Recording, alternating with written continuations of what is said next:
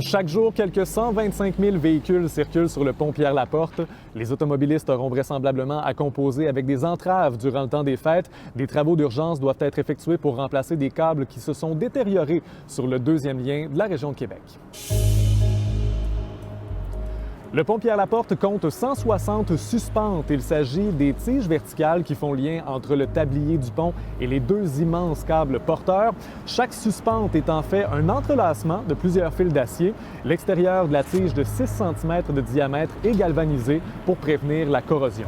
Depuis l'ouverture du pont en 1970, seulement 13 d'entre elles ont été remplacées, 2 en 2015, 3 en 2018, 5 en 2019 et 3 en 2020.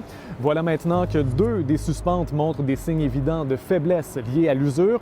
Au mois d'octobre, un support temporaire a été installé pour réduire le poids soutenu par chacune des suspentes. Le MTQ doit maintenant remplacer les 2 tiges et le temps presse puisque l'accumulation de neige rendrait le travail en hauteur beaucoup plus laborieux. Ce n'est pas un problème de conception.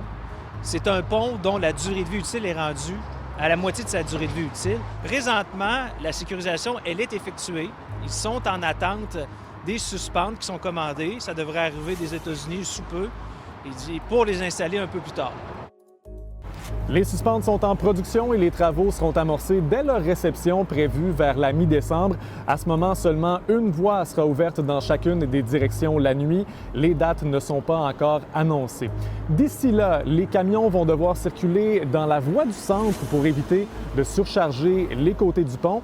Et après l'opération, des tests seront effectués sur les vieilles suspentes pour en apprendre davantage sur les raisons de leur usure. Les informations recueillies serviront à préciser le calendrier d'entretien du pont. La dernière inspection générale de l'infrastructure remonte à novembre 2020 et la prochaine aura lieu en 2022.